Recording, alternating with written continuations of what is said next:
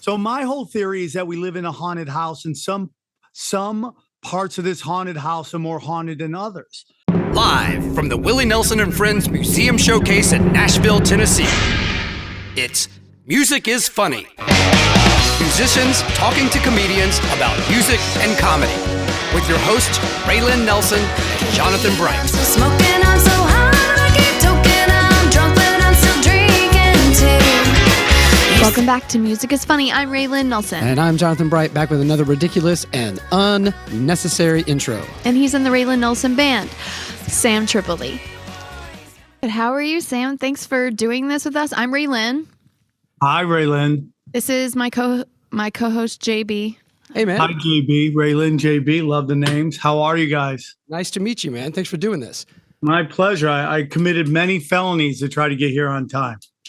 Close enough. Oh, well, you didn't have to do that. Well, yeah, I'm just battling the forces of stupid in Los Angeles. Happy to be here. We should start off by thanking you for getting us through the last 3 hours of our drive home from West Virginia with the Joe Rogan podcast episode. It was fantastic. Oh, thank you for listening. I appreciate it. It was fun to go on there and chop it up with an old friend. Yeah, that's what we do. We've said this many times on this podcast, but none of us agree on music within the band. So when we're on the road, all we listen to are comedy podcasts, stand-ups, all that. It's kind of what gave us this idea.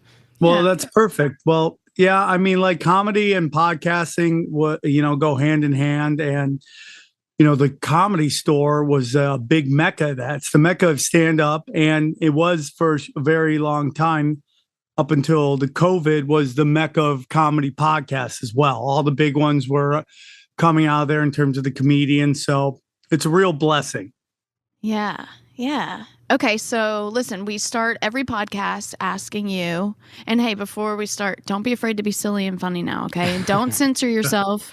Fuck is my favorite word. Okay, just want you to know. I want to legalize the word fuck. It should be used.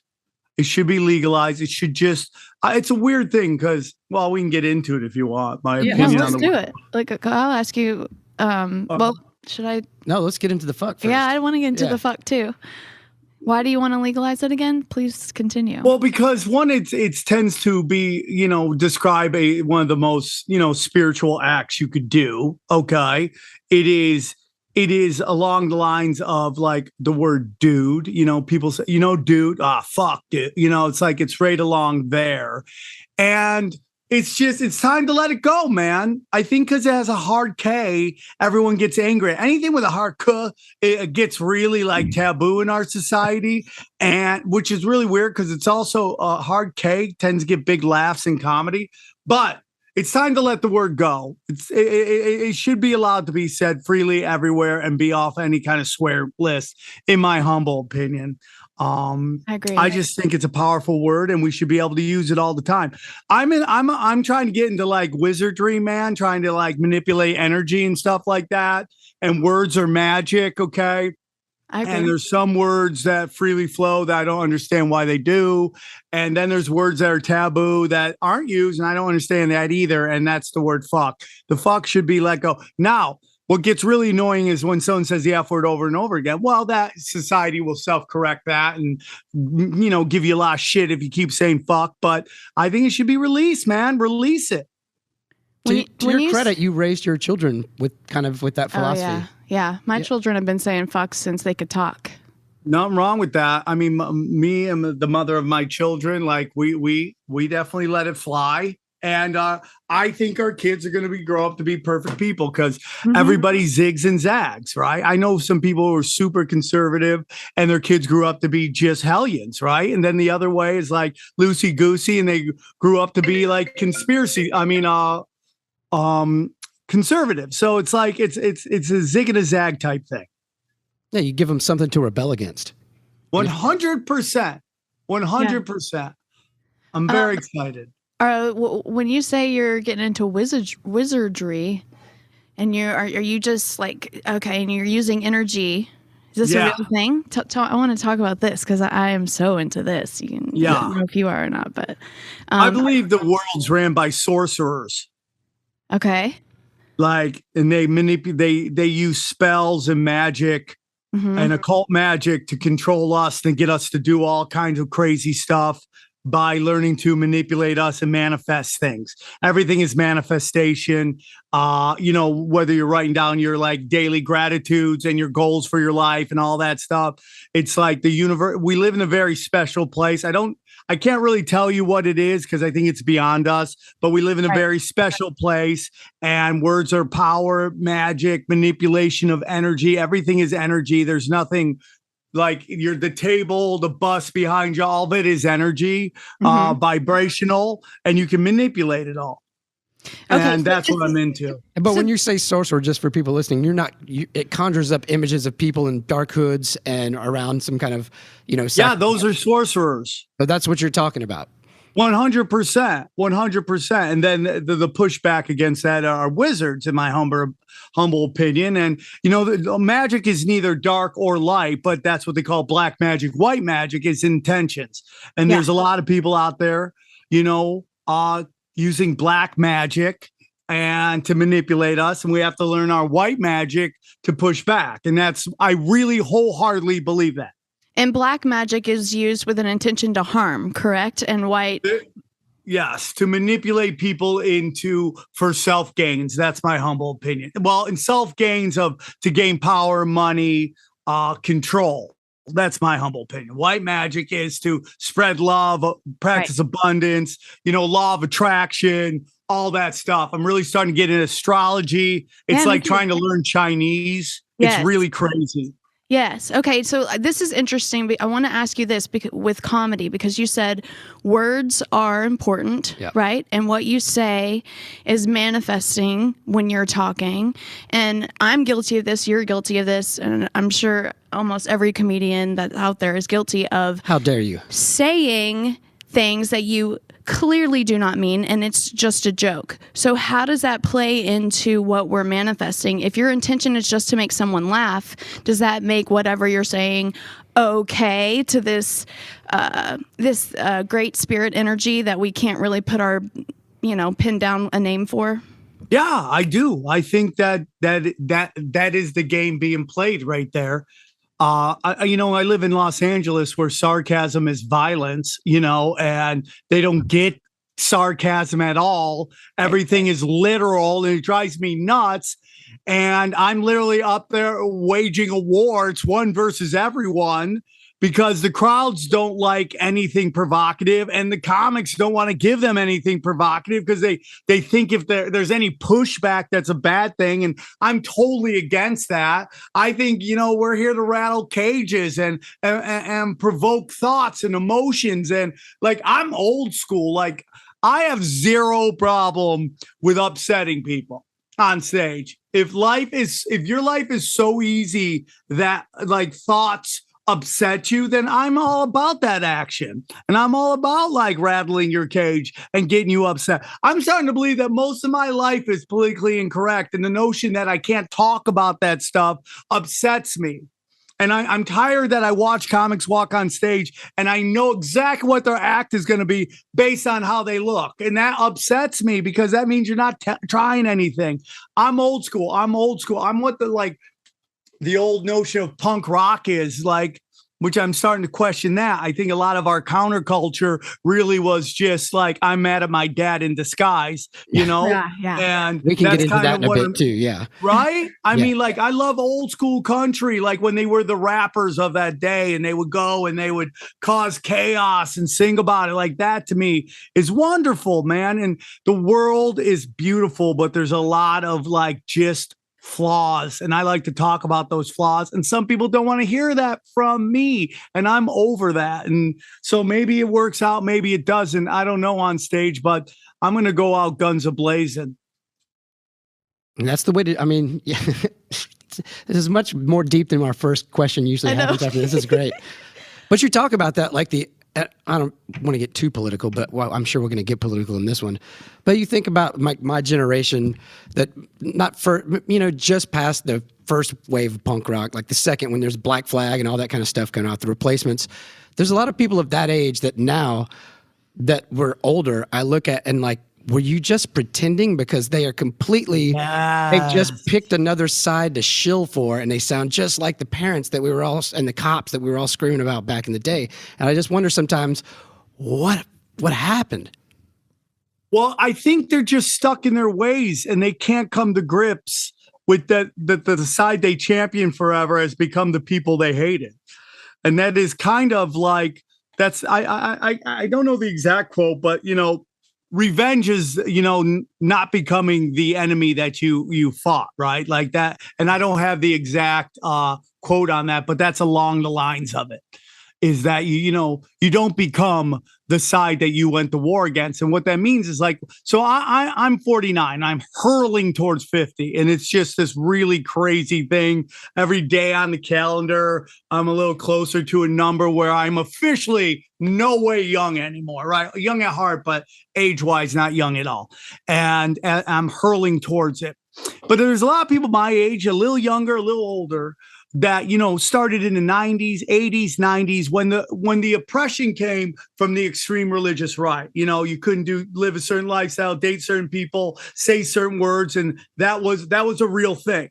But the pendulum has swung so much that those people who rallied against that right don't see that the progressive left is now the religious right of the extreme. And I'm talking extreme. I have zero problem with God. I talk about that on Rogan. It's like real hard when you used to like raw dog strippers and do rails of blow to talk about how much you love the Lord. But I'm really in a spiritual place like that, dude. Like I'm cool with God and whatever Jesus was. I think he was a shapeshifter. You know, if you read the Bible, he's like way cooler than people really want to discuss. Like it's more Marvel comic than some like weird, like, hey, don't touch yourself or else you're not going to hang out with me, that kind of thing. But they just can't come to grips that the censorship is coming from the other side. And you see these people who used to rail against authority now doing the bidding of authority. And that to me is when you become unself-aware and you don't grow. And if you don't grow, you end up like dying, in my humble opinion, like spiritually. Yeah. Yeah. And then you probably have to come back and do it again and again and again. That's the big lie too, man. This is my whole thing. Like there's been a couple things in my life that I've learned recently that have changed my life. One is model of abundance, which is give it away, give it away, give it away, give it away, give it the money away, give the love away, give everything away. It will all come back to you, right? Yeah. So, and one thing that since the moment we're born, dude, the way they control us, manipulate us is they do something with scarcity, which is there's only so much. And everything in our society is scarcity. The notion that there's only so much, so you better get yours before someone else takes it. And that's the biggest lie out there all. And one thing they're told you is that you only live once. You only live once, so you have so many days, right? And these so many days, you better do everything you can to make sure you get as many of these days as possible, because when it's done, it's done. That's a big lie. And what they're able to do is they're able to do the scarcity of life by basically leveraging death against the scarcity of life. Do you understand what I'm saying? So this notion that you only live so long, so you better do what we tell you because we're going to tell you how to survive and live healthy and all that stuff. But that's a big lie. You live many lives, and the people you have in your life, you end up running like in a crew through these many different lives and different roles, and you end up seeing each other all the time. And that's the truth. This is a realm of karma, and people don't realize how powerful we truly are. And there's been a giant manipulation of that for a very long time. I don't know how funny this is, but this is really like what I believe in.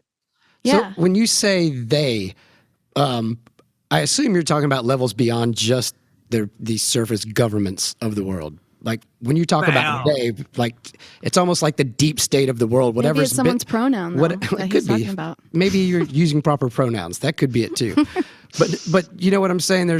It seems like the deep state idea of whatever society is, that the same whatever power structure has just been in charge forever through all kinds of countries, presidents, kings, monarchs, whatever. Yeah, 100%. Like if you get in the Vedic astrology, a lot of them talk about how there's like 4 levels of our reality. The first one is all, which is the God, and then there's like 2 levels of like middle management, right? And then the lowest level is where we live, and there's like entities that are trapped here, and that's why they hate us. And these groups make deals with them, and that's really what it is. That's why every president is related except for one, right? I mean, like it's the same people and the same things over and over again. So in reality, if you're asking me what we live in a haunted house. This is a haunted house, and we go through this haunted house to be manipulated and learn and pay off some karma to go on. But there are thespians in this haunted house, and those are like the presidents and the royals. I think they're a family of thespians who are just there to manipulate us and heighten our energy, heighten our anxiety, lower our vibrations to get to manipulate us. But what do they get out of that? Just money and power? Don't they die too? So the whole idea is that a lot of these people play ball with the elites because if they to gain favor of these certain entities that rule this realm because they're trapped here, so they can come back as elites. Like ghosts. When you say entities, do you mean like ghosts? I'm talking like I don't know how to say, but middle management gods. Like not the God, just lower level gods like Baphomet and all these other people. And you could have discussions on that. Like master? Are you talking like masters? Have you read The Life and Teaching of the Masters of the Far East? Or I haven't read that. Many Lives, Tell Many me Masters. About it. Many Lives, Many Masters. I think there's many entities that are kind of 4D, like we're 3D. There's 4D entities that are constantly battling over this place. You know, if you ask me what this realm is, it's like the Royal Rumble at WrestleMania, where like all these people are just coming to bang, right? It's like Ant-Man, the Greys, Bigfoot, Dogman, Middle Earth people, all that stuff. And it's like, it's way more interesting than anybody even wants to understand. And so that's kind of it. And I've been on a spiritual journey, because I was really lost in drugs and all that stuff and sex addiction and all that. And I had daughters. So I'm like, okay, I got to kind of change my ways. And so I went, COVID happened. I started a show called Zero. And I just been learning from all these different like researchers. And I've just come to think that this is a realm and we're all very powerful. And there's been this group that's been trying to stop us from understanding how truly powerful we are. So let's go back to the sex and the drugs. No, I'm kidding. Yeah, lots of it. Bad decisions all the time. But when you talk about this being a journey, is it as recent as COVID that you flipped this switch in your mind and started looking up this stuff, or is it something you've been interested in for a long time? Because I know that's kind of a gradual thing. Like as a kid, were you into Art Bell or any of that shit, or was this? I got raised by parents that were super paranoid, and my father always told me never believe anything you hear and half what you see. And my dad's a wonderful man. I was blessed to watch him make all the wrong decisions in life, which is a blessing, right? So you're like, okay, I'm not going to do that. I'm not going to do that. I'm not going to do that. And I found myself starting to do that. So I kind of like was just about a whole bunch of what was going on. Like my career was going awful. So I started drinking and doing drugs and trying to find wins in other things. I always talk about how I was trying to set a high score in a game nobody else was playing. And because I thought that's what mattered. I thought like I grew up on like rock stories, and I thought rock stories really mattered. And the road and the partying and the sack and all that. And you just realize that like that's just, it honestly means nothing. It's like it means nothing. So COVID hit. I had this really big show, and it's called Comedy Chaos. It's at the world famous Comedy Store. And when it was running before COVID, it was like the #1 showcase show on planet Earth. And that's not me exaggerating. That really we were selling more tickets, more booze than any other show at any other comedy club on planet Earth, which is such a crazy thing to happen, to be able to say that. Well, COVID came and shut down, and right about then I found out I was having 2 daughters, and I had to figure out a way to make money because my money had gone away. And I got approached by this premium content channel called Rockfin, and they were begging me to do a show. So I was doing Tinfoil Hat, and I realized that the spiritual shows at that time weren't getting the numbers that the other shows were getting. So I'm like, okay, they hate hearing about spirituality, and I really need to hear about this shit. So they're like, why don't you start a show? And I'm like, oh man, maybe I'll do a spiritual show. And I felt really bad charging for a spiritual show, but I really needed the money at the time, like really bad. Like I had 2 kids to pay for. So I'm like, okay, I'm going to do a show. I called it Zero. And because I feel like the key is to get to zero, like zero ego, zero desire, zero resentments, all that stuff. Like 0 is a very spiritual number.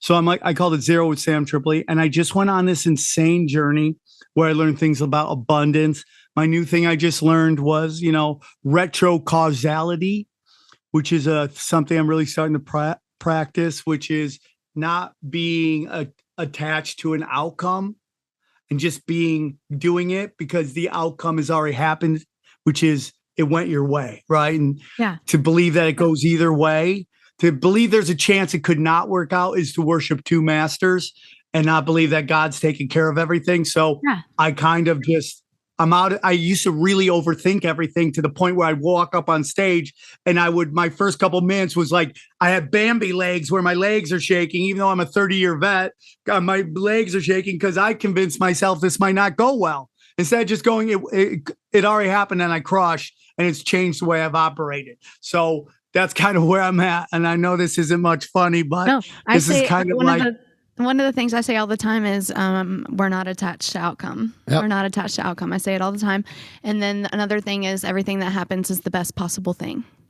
Best possible thing. And if it doesn't go the way you thought it should go, there's a reason for that. Thank goodness. Mm-hmm. Mm-hmm. That's what I'm into right now. If you believe the universe has your back, then it has your back, Yes. Yes. You're putting good stuff out. The more you give, the more you get. The more I give money away, the more I get back. Can I borrow $50? Sure. How much? I'll give you 100. I'm telling you, man, if you're in financial fear, walk around, hand out money. Hand out money. I truly 100% believe that when you want something, it could be a tiny thing. If you're 14 years old and you just want to make a good grade on your math test, if you pray for your buddy to get a good grade on their math test, you will. If you want something, pray it for someone else who needs it. I totally agree with that. When you have period cramps and I hate those. Right? Oh, the worst. And you cannot get through the day. If you pray for some other lady out there who is feeling that way to help her get through her day, if I do that, I will start feeling better. It works, especially when you believe it, it works more. So my whole theory is that we live in a haunted house, and some parts of this haunted house are more haunted than others, and that there's a reason why you are where you are at this moment. And the job is to figure out what is the game of life. Everything's a game. What is your law? And like, you either play the game or you don't play the game. I once got arrested for buying drugs off a street hooker, right? I wasn't playing the game that day. I got caught and I spent a night in jail with a homeless guy who just kept shitting his pants. That is the punishment for not playing the game right. If you sit there and you woe is me about everything going on in your life, you're not playing the game. The game is, how do I get out of here? And everybody in our life has had somebody, and it could be you, or it could be me, or it could be anybody, has made a decision to change the trajectory of their family. And they figure out the game and they beat the game. You don't change the game, you beat the game. And that's the whole thing. And that's really what I'm into right now, is like, what is the game? What is the game between you and us? And I'm going to be honest with you. I'm like, okay, I'm not making them laugh so much, so maybe they're not enjoying this podcast. I am enjoying this so much. I love this. Yes. What is the game? That is it. And you can't change the game. You can only change yourself and figure out the rules of the game to beat the game. Mm-hmm. That's it. So with astrology, and you're looking into that, apparently that's like a whole roadmap for us, right? With all of the birth chart. Yes, I'm just in very new at the astrology book that I'm reading to learn this. But apparently, if you figure all it and research it, it tells you what to do in your life and why you're here, because it's. Yeah, it's crazy, right? And you think it's nuts, and then you have somebody read your birth chart and they nail who you are. It's crazy. Yes. And what they've done is that they demonize this stuff. They invert it. So when you talk astrology, everybody thinks like hot, dumb white chicks that you just want to try to get down their pants. So you just listen to them talk about how you're a Scorpio and you're like, it's just stupid. If I don't get laid at the end of the day, I just got wasted all my time. When in reality, it's a very, very complex thing that it's like trying to learn Chinese, man. It's like really hard, but it's like, I got this book called Basic Vedic Astrology. It is the most page 1, I'm like lost. I don't even know what I'm doing, right? So because I'm trying to understand this stuff. And it's very, very deep. And that's kind of what they do. They invert it. The same thing with law of attraction, right? They put out the secret and it makes it look stupid, right? You're like, I just sat around and check showed up. And you're like, that's not how it works, because faith without works is dead. And that's kind of what it is. So you can't just sit around and be like, I just want this all work out. You got to like write down your goals and then attack your goals. And so what they do is they try to invert everything. So you don't know how powerful you are.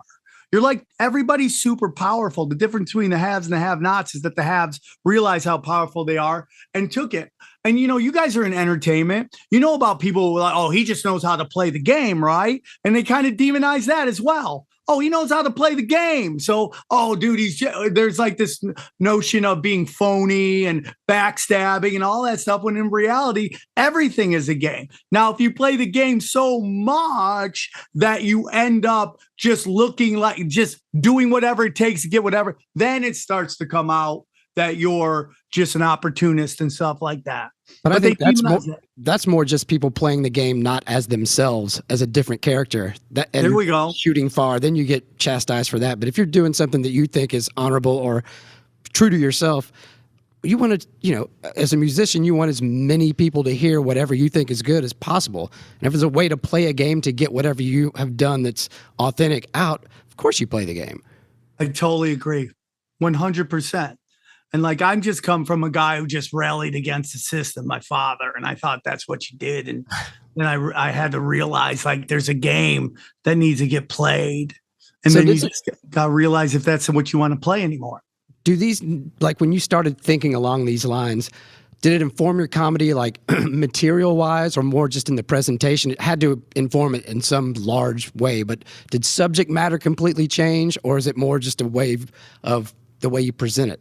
A little bit. I mean, like I do get into astral projections and realms and all that stuff, because I think your art should reflect you and who you are and where you are in life. And so I do talk about that stuff to the best of my ability. It's like when I grew up, when I started comedy, I really loved George. I still love George Carlin, still love Bill Hicks and all those guys. But I kind of got to a place where I realized like I can't get up there and just preach the whole time, because to be honest with you, man, I mean, when I first started comedy, I wanted to be a cult leader. I just wanted to rant and rave on stage. And, I had to learn the art and the science of stand-up comedy. So you kind of brought that up earlier. Is comedy like manipulating of energy? 100%. Stand-up comedy is Jedi Knight tricks, man. You're learning mental tricks to play on the crowd. You're putting them in trances. And so when a comic messes up a word in line, you see people wake up and they're like, what? He's got to put them back in the trance. And what he does is he gets the entire, and I'm sure this is with music, you get the entire room of strangers to think as one, to react in one, to think and the real great ones talk in a cadence, and the crowd starts thinking in that cadence, and then it becomes like, in a weird way, this hive mind that where everybody thinks the same way, and they just get on the comics wavelength, and that's what great comics do, manipulate energy, and that's all they do. It's Jedi mind tricks for sure. And it's kind of the same music and comedy wise. You can watch or listen to versions of it on the screen or whatever, but nothing matches standing in front of it and having the group in it. And I think it speaks to your wavelength theory, or not even theory, that's what happens. But you're not feeling the same thing from the group that's there and the band or the comic. And live is so much better. Yeah. Something live about the is shared so experience. much better. Yeah. The only thing that's might not fall into that, and I might get in trouble for this, is NFL football. I don't know why I go to NFL game. It's like, stop, go, stop, go, stop, go, stop, go. Where like you watch on television, they got a million different highlights. but everything else is better live. It's just like to say you were there and witness it, you know? Like I recently saw Paul McCartney live, and it was like just so surreal to see like a master, and like you don't get to see the masters all the time. Right. And like anytime you can see, especially as you know, we start to age, some of the old guard is no longer with us. You got to see him while you can live in person, because there is just something about the presentation from somebody who's been doing it for decades that's just like nothing you'll ever feel again. But do you think he's the real Paul McCartney, or do you think he's the Billy? And now you're getting deep, man. That's some crazy shit right there. It is super interesting. It is super interesting. Because right after he supposedly got in the car crash, they stopped touring as much live. Their music kind of changed. Super interesting. I mean, if that's true, that dude can keep a secret. Now the whole thing is, did Michael Jackson fake his own death? That's an interesting one. And Elvis. Elvis. I have a friend who wants to come on and talk about Elvis, but Michael Jackson, like if you ever look into Gary, it's like super crazy, bro. Like everything about that doctor's trial for murder or manslaughter, there's so much stuff that makes zero sense. There's almost like clues that it's not even real. And the question is, how elaborate are these psyops? How deep do these psyops go? And, you know, there's a lot of these tragedies that happen all the time. They're called high impact events, false flag stuff. And dude, they all are just dripping in occult symbolism and numerology. That's just so interesting. And that's why I say we live in a haunted house. Everything on television is like a manipulation, dude. And it's like they've been just running long psyops on us. So when everybody says, hey, is everything a conspiracy? It's like literally is. Literally, from your words to the air you breathe, to the water you drink, to the food you eat, to the culture you consume, is all manipulated. Yeah, I always often think, I mean, people talk about how much we're manipulated by the internet and everything, and it's easier to get into the racket there. And they're like, we should go, you know, back when the news was trusted. And I'm like, man, there was a time where there were 3 channels, and that's the only stream of information you have. How easy would it be to hack those channels and just For sure. feed people? It had to have people gotten. What did you better? used to watch the news on? What did you used to watch the news on? What was it called? What do you, the television? Channel 5. Yeah. Vision, right? And it's not scheduling. What do they call your programs? What do they call them? Programming. Television programming. That's what it is. It was always there. And the internet is now allowed us to have the education and the information of the elites Right at our fingertips, right? That's some Chuck D shit right there. History, not his story. Yeah. It's Public Enemy. To get her, not. This is probably a good time to ask the very first question. No, wait. I have a couple more questions. So, have you seen any ghosts? Yes. Yeah. Yeah, I've seen ghosts at the world famous Comedy Store. Oh, okay. Yeah, because it's haunted in the belly room. Yes, I've had two ghost incidents there. The first one was so the Comedy Store used to be a big burlesque club back in the day, and they have this the main room, which has a green room, and the green room has a dressing room with a shower. So this was back when the Comedy Store was what they called the dark period, which if you talk to people who were there during the dark period, they would tell you that's their favorite period because the comedy was so pure. Like it was just comedy done for comedy. And there was no, like Mitzi was running the place, but she wasn't really in control at that time. So it was like the most pure comedy will ever be. And so I was in the back in the main room, and this is when the main rooms were half full. And I'm writing down my set, what I want to do, and I'm all by myself. And suddenly I hear the faucet of the shower turn and the water turn on. And I'm like, oh, that. And I ran out. So that was one time. And the other time is so I used to run a show called The Naughty Show, and it was a burlesque, an adult multimedia burlesque show. And it was because I'm a dirty comic. I've been a dirty comic since I'd say 94 is when I started doing I say 90, 93, 94. And I was doing comedy in Vegas, and like everybody wanted to be Seinfeld at that time, which is fine. I like Seinfeld, but I didn't want that. I always wanted to just be me on stage. So I was dirty from the jump. And I would go to LA and everything was observational comedy at that time. Like, what's up with this? What's up with that? My family, and I just wasn't that. So I would go on stage and I'd have these moments where crowds were just like, what is he talking about? So I wanted to create a show where people could just come and laugh at dirty. If you love dirty comedy, you would come to this show. Because at the time, there was a couple people doing dirty comedy like David Tell and a couple others, but it wasn't like it is now. So and the Comedy Store was, not busy at this time. So I would just do advertisements all over the Comedy Store so people would come and see it. And one day I go to put up one of my posters into the Comedy Store main room lobby, and I walk in and it's Jeffrey Ross, Tony Hinchcliffe, Sarah Tiana, and one other person, and they're working on roast jokes for Jeffrey Ross.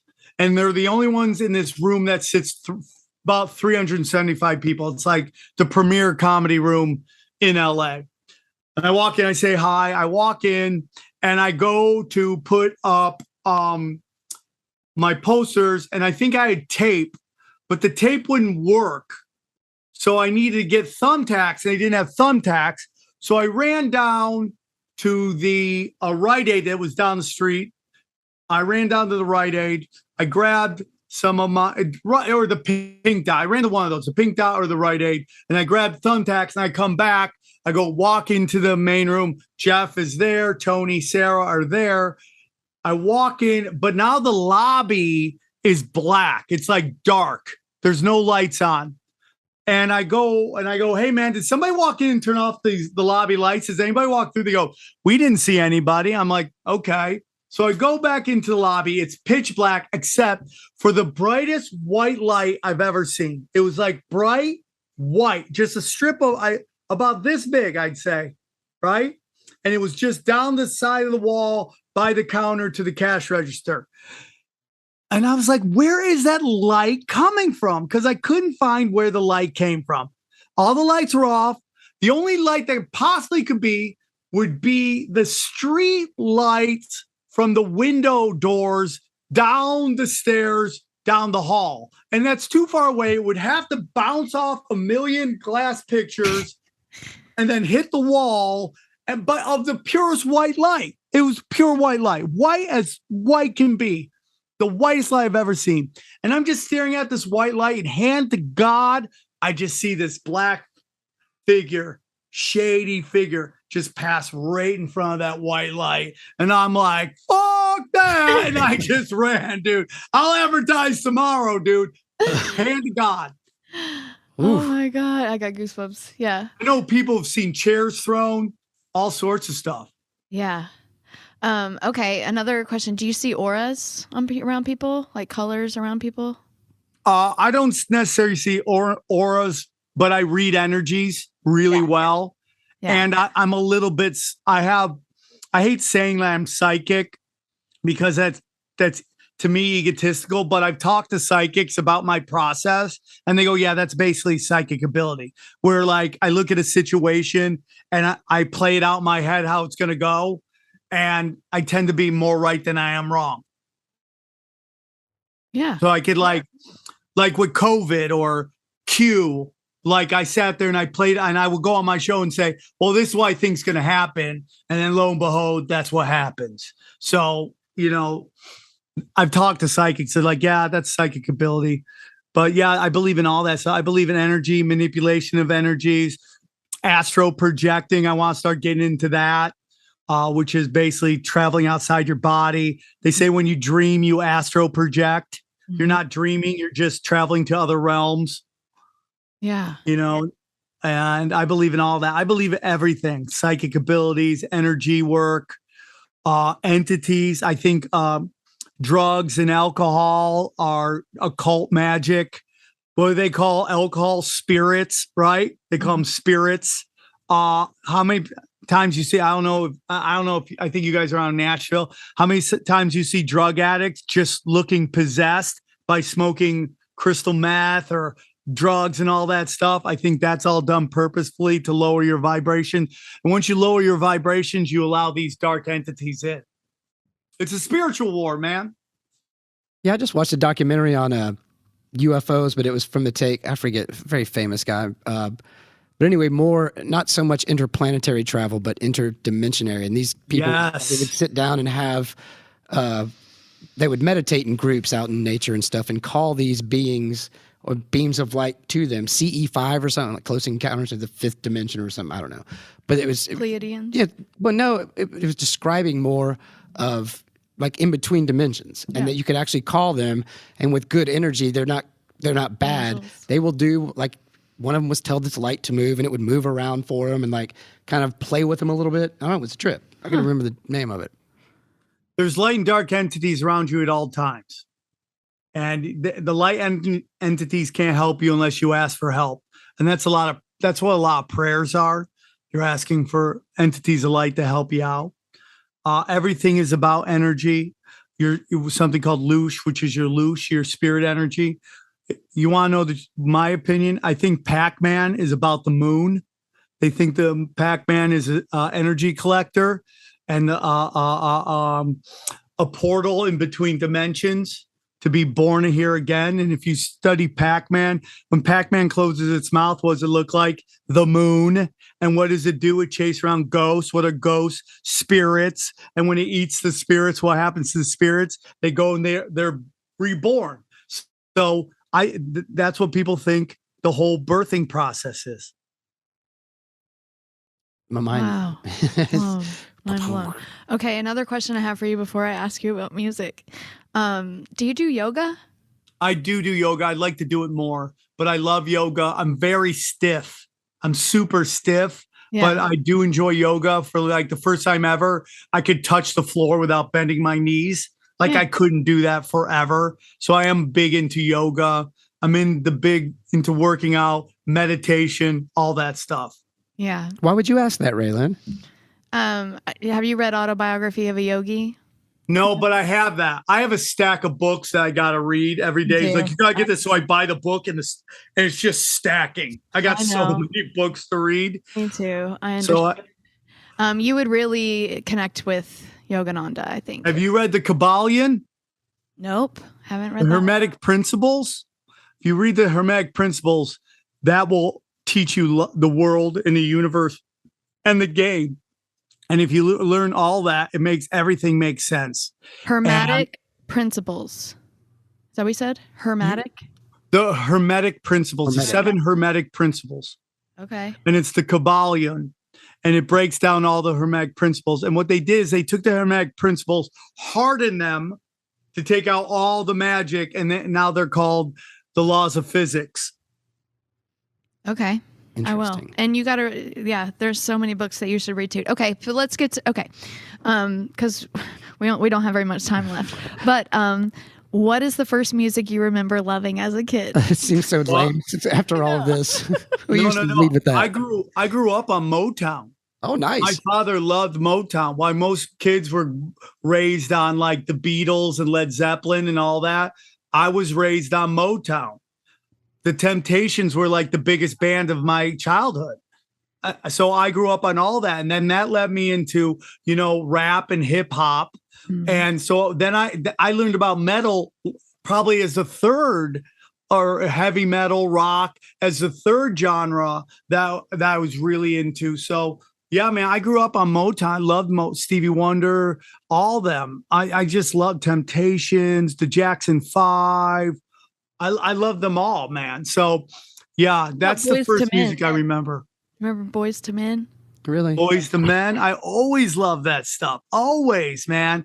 And then I got into rap and hip hop, and I love that. And now I love old country. I learned to, I started getting into Johnny Cash and all that stuff. And I really love the old country and all that stuff. I have no genre that I'm like, this is my genre. I just love anyone who like masters what they do. And that's kind of the same thing with comedy too. Like I love Bill Hicks and I love Dave Chappelle. I also love Jeff Foxworthy, man. Like old Ellen DeGeneres is insanely amazing, you know?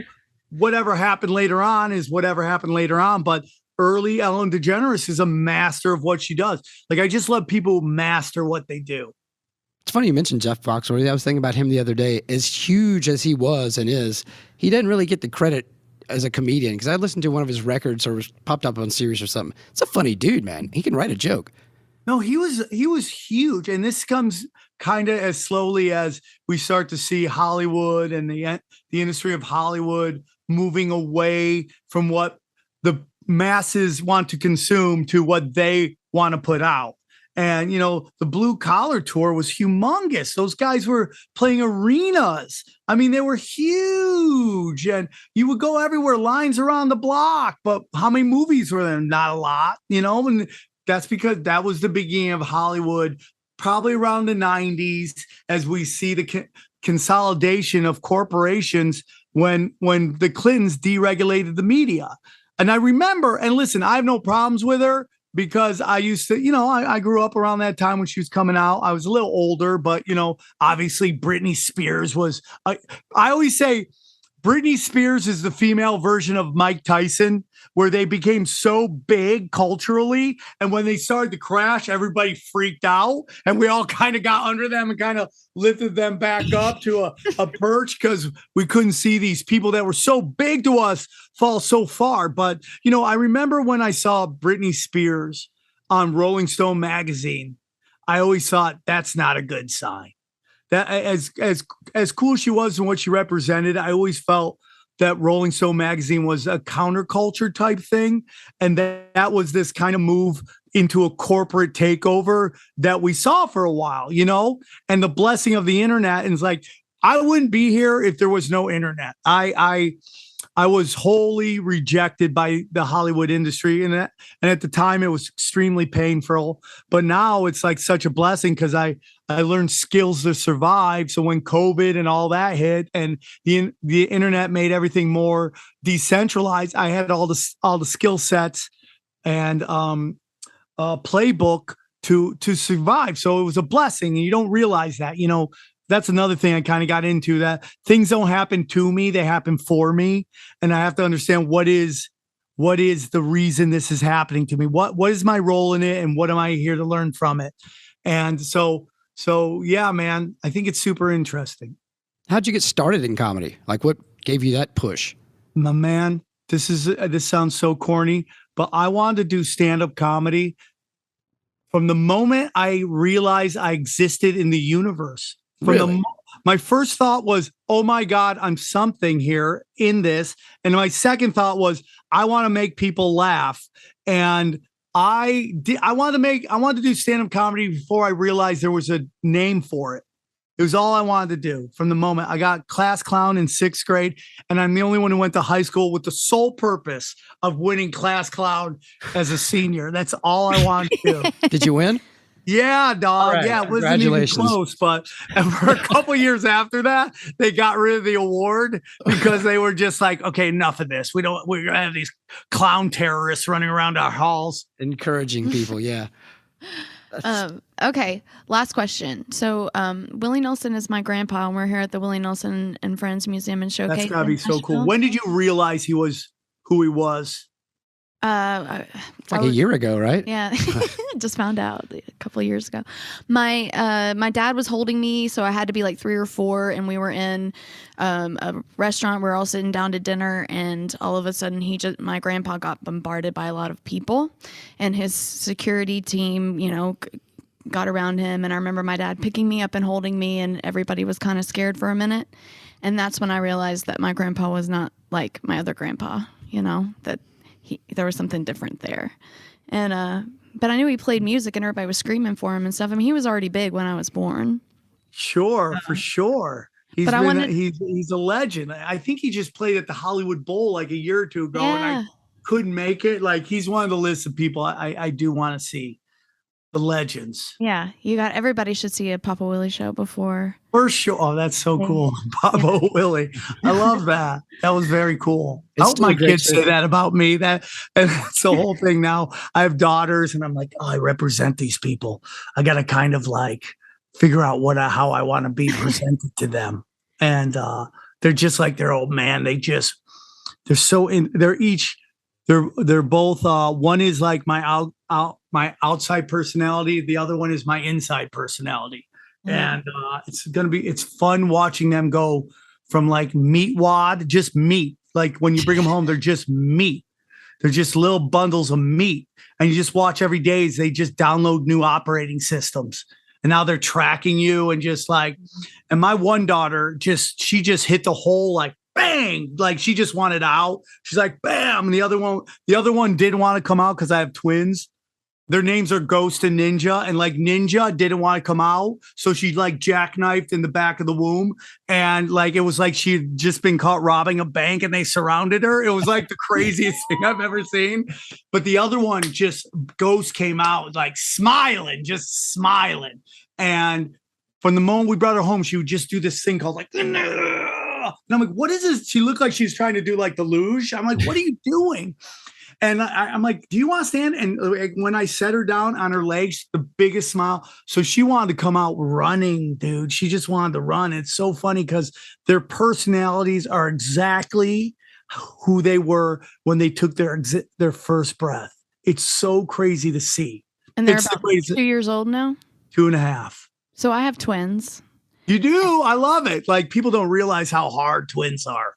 Yeah, I know. And anytime you find a fellow parent of a twin or a triplet, you're like, we know. Oh, triplets, I don't even understand. I can't even understand that. Like I always say, having twins is like you're waiting tables and your section is slammed 24/7. There's no slow period or downtime or smoke break.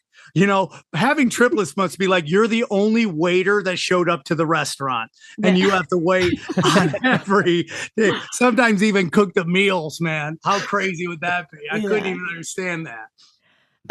My boys are 15 now, and watching their relationship from when they were babies up to even now. I mean, they're super tight. It's the coolest to be a mom of twin or a parent of twins, just to watch that. It's probably got to be freaky too. I don't have kids, but if you're looking at these two young things that are probably communicating even before they're speaking to each other, and they have to have some kind of code that they've had since. It's got to be kind of like, look at these little freaks running around. Or when they say the same, I mean, you've heard my boys do this. When they say the exact same thing in unison, it's like, Are they identical? Mm-hmm. Mine are identical. Yeah, ours are fraternal. Oh, okay. One looks like the mom, one looks like my mom, and it's very cool because they are just so like different in their weird ways. And then sometimes you think like, okay, they're just super individual, and then like I'll take one for a walk, and they both freak out because they're not together. So it's very cool, man. I had mine. What's that? They've always been together. So. Oh, wait, and they're COVID babies, so they were really together. Yeah. And if there was any blessing from COVID, and there's not a lot, but for me personally, is that I was forced to not forced, but I was basically had to stay home with them, which is beautiful and a blessing. And they got that. But now they're starting to learn how to interact with other people. And everyone always goes, human beings are basically good and loving. I'm like, yeah, but have you seen children at a kid's park? It becomes Lord of the Flies very quickly. Give me all the toys. Give me all the swings. It's true. Yeah. Violence. Mother's breastfeeding. It's weird. All right, Sam. Well, thank you so much for doing this. Yeah, we'd have to do this again because we get so much that we haven't touched on. I could talk to you all day about all the things, and I really appreciate it. Anytime. You guys have my number. Text me anytime. But, my whole thing is like everyone's going through some craziness. Just know that these people aren't bigger than the universe. There's laws of the universe, law of abundance, a mile of abundance and love. And they're going to fail. It's just like, we got to go through this. Everything needs to be exposed for what it is. And if it gets too much, turn it off, look inside and fix yourself. And yeah, man, it's all good. And I appreciate you guys having me on. It means a lot to me that you guys would ask me, and hopefully it wasn't too serious, and we could do it again anytime. Yeah, Okay, we have good. to. Yeah. Thanks again, brother. This is fun. Anytime. Thanks for having me on, guys. All right, pal. Bye. Sam Tripoli is my favorite comedian. Yeah, that was wild. Wild conversations. I knew it'd be a good one. Wild. Anyway, enjoy your groceries. Don't be an asshole. I know your mama's name. Enjoy your cigarette.